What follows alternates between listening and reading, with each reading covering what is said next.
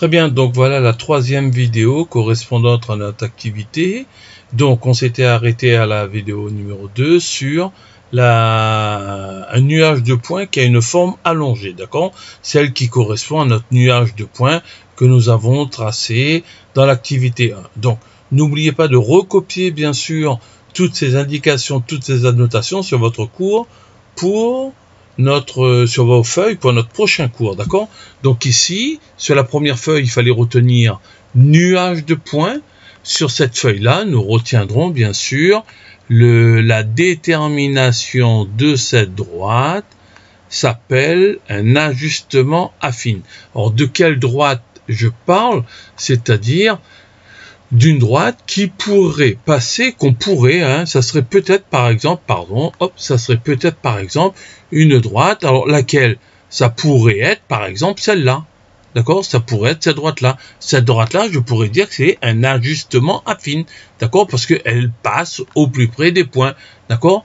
Ou alors, je pourrais dire que c'est aussi, je sais pas moi, cette droite-là, par exemple, d'accord? Donc, il y a un ajustement affine, mais il n'y a pas qu'une seule droite. Vous verrez qu'il y a différentes droites, d'accord? Et la calculatrice, et nous, la calculatrice, on l'a vu dans les cours, je crois que c'était le cours 3 d'ailleurs, où on traçait, je vous ai fait voir la calculatrice, comment obtenir l'équation de cette droite et la tracer. Là, vous allez la voir, comment nous allons faire pour tracer donc cette droite au cours suivant, c'est-à-dire à la feuille suivante. Donc ici, hop, comme d'habitude, nous mettons la date, nous sommes le 15 mai, donc 2019, et c'est notre dernière feuille qu'on va considérer aujourd'hui, d'accord? Feuille 3 sur 3, pendant les vacances, c'est déjà bien. Ajustement affine, méthode de Maillère. Alors, la méthode que nous allons utiliser ici, c'est un monsieur qui s'appelle Maillère, donc qui a déterminé cette méthode-là, mais nous n'allons pas la faire en entier, d'accord, cette méthode-là. Mais on va la suivre, on va s'en inspirer. Donc, représenter graphiquement le nuage de points de l'activité 1 dans le plan rapporté au repère orthogonal suivant. C'est-à-dire qu'on vous demande de refaire exactement ce que vous avez fait dans le premier repère. Là, très rapidement, vous allez replacer les points et vous allez voir à quoi ça va nous servir. Alors, je vous rappelle que le premier point, c'était 1, 100. Le deuxième, 2, 95. D'accord? Ce sont les points de la première activité, la première vidéo que je vous ai fait voir aujourd'hui. Donc, 2, 95, 3, 104. Donc là, je reprends très rapidement et vous refaites aussi ces points-là sur votre troisième feuille, là, 410, 508, 615, 12, 14, 115, 711, 812, 920, 10, 117, 11, 118 et 12, 125. 2, 4, 125. Très bien. Ensuite, qu'est-ce qu'on nous demande de faire là-dedans? Partager la série de 12 points en deux groupes de même importance. Un groupe correspondant au premier trimestre, un autre au second trimestre. Donc, soit on regarde en bas de 1 jusqu'à 6, ça va être le premier semestre, d'accord? Et on voit bien qu'il y a 1, 2, 3, 4, 5, 6. Donc ici, on va entourer tout simplement, on va faire de ce nuage entier, on va faire 2 sous-nuages, d'accord? Hop. Donc là, je peux dire, celui-là, je vais l'appeler le premier sous-nuage. Sous-nuage. Et de la même manière, dans une autre couleur, je vais faire le deuxième sous-nuage qui va correspondre aux 6 derniers mois. Donc 1, 2, 3, 4, 5, 6. Hop, je prends une autre couleur. Et donc, voilà notre deuxième sous-nuage.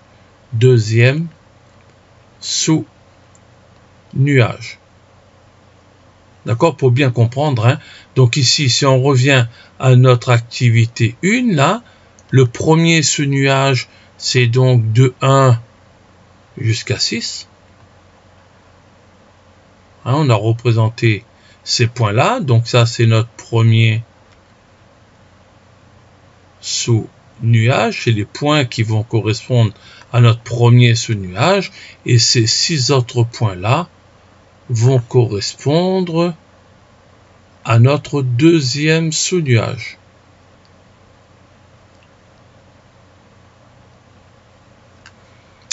Que doit-on faire d'après la méthode de Maillère? Donc ici, qu'est-ce qu'il nous dit? Donc quand on va regarder ensuite dessous, donc on a partagé, ensuite on me demande de calculer les coordonnées des points moyens G1, X1 bar, Y1 bar et G2, X2 bar, Y2 bar de chaque groupe de points. Abscisse et ordonnée arrondie au dixième de points, au dixième près, d'accord, arrondi au dixième. Alors, le X1 bar, là ici, X1 bar c'est quoi? Je vais écrire en détail le calcul qu'il faut pour calculer X1. Sur la calculatrice, hein, on avait vu, si vous regardez vos vidéos sur cours 1, 2, 3, 4, 5, X1 bar, c'est la calculatrice qui vous a donné les coordonnées. Nous ici, on va utiliser donc X1 bar, je vais faire l'addition des 6 premiers là, donc 1 plus 2 plus 3 plus 4 plus 5 plus 6, divisé par, en tout il y en a 6, et dessous par contre, je vais faire pareil pour Y1 bar, 100 plus 95, etc. Donc ici, hop, sans se tromper, il faut recopier le calcul, d'accord, de X1 et de X1 bar et de Y1 bar. Donc ici, donc X1 c'est facile, c'est 1 plus 2 plus 3 plus 4 plus 5 plus 6, le tout divisé par 6, d'accord? Et Y1 bar, lui, il faut bien regarder le tableau, là, qui est sur l'activité 1, donc c'est 100, plus 95, plus 104, plus 110, plus 108, plus 115. Le tout, encore une fois, divisé par 6. Quand on fait le calcul, on trouve ici donc 21 sur 6 et 21 sur 6. Nous obtenons, avec un chiffre après la virgule, on obtiendra 3,5. De la même manière, quand on additionne ici le numérateur, alors attention, petit détail, quand vous tapez ce calcul sur la calculatrice et que vous divisez par 6, n'oubliez pas de rajouter des parenthèses au numérateur parce qu'il y a un calcul, sinon vous n'obtiendrez pas 21 sur 6, d'accord, ou 3,5 si vous le notez directement. Ici, de la même manière, je fais 100 plus 100 plus 95 plus 115 parenthèses, divisé par 6, et là, on obtient 632 divisé par 6, d'accord? 632 divisé par 6, ce qui nous fait 105,3 en arrondissant au dixième. Attention, on me dit d'arrondir au dixième, d'accord? Donc, pour le deuxième groupe, donc X2 bar, Y2 bar, je reviens sur la première feuille pour vous expliquer d'où ça vient. Donc X2 bar, ça va être de 7 jusqu'à 12, 7 plus 8 plus 9, etc. jusqu'à 12, divisé encore par 6, parce qu'il y a 6 mois là, et Y2 bar, ça va être 111 plus 112, etc., plus 125, aussi divisé par 6. D'accord? Donc là, c'est juste un calcul qu'il faut écrire, hein, c'est pas très agréable, mais c'est comme ça.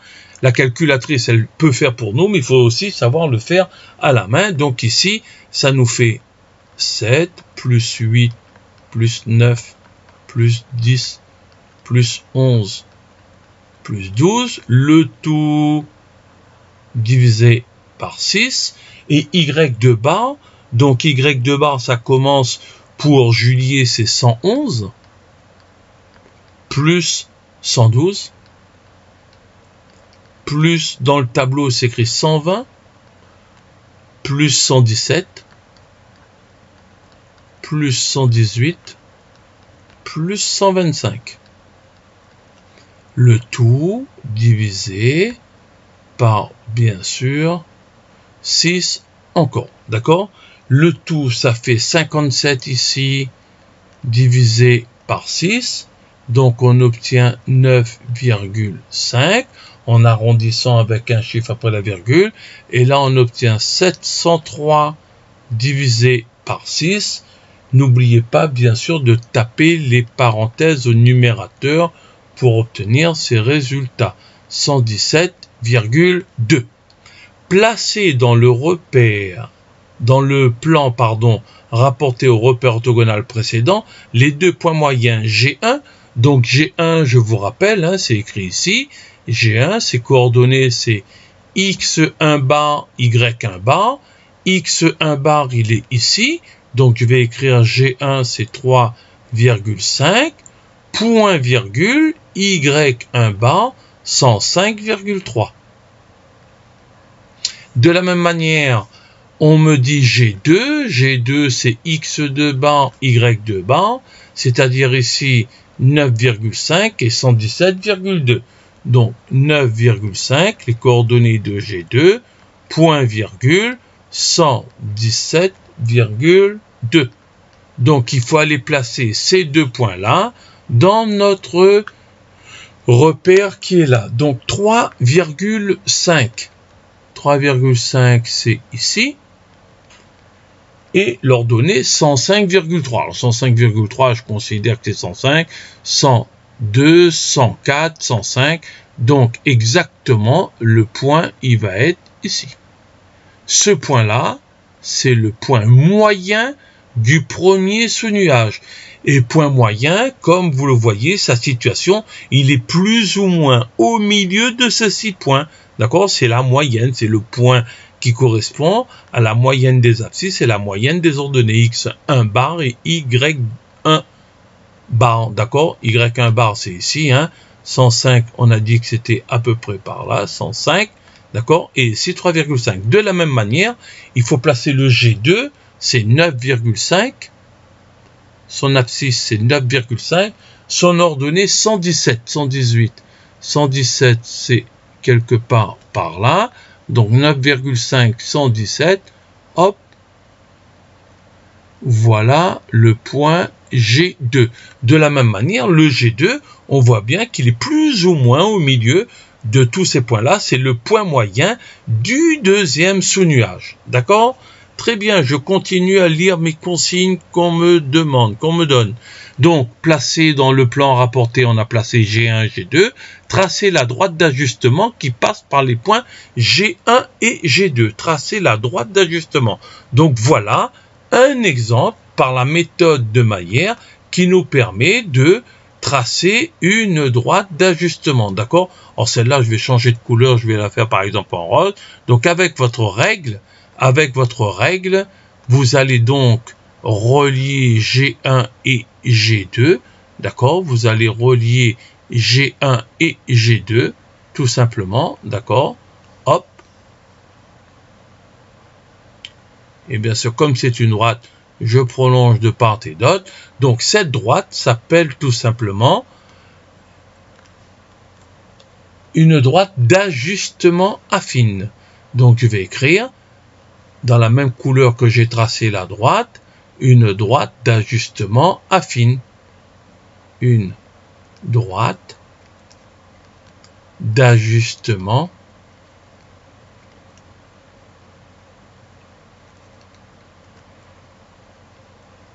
affine. Alors je répète, ça c'est par la méthode de Maillère, d'accord? D'après Maillère. D'après Maillère.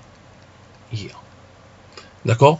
Donc voilà une méthode. Alors qu'est-ce qu'on nous dit dans la dernière petite phrase? Rechercher une équation de la droite d'ajustement, arrondir les résultats au centième. On rappelle la forme générale d'une équation, y égale x plus b.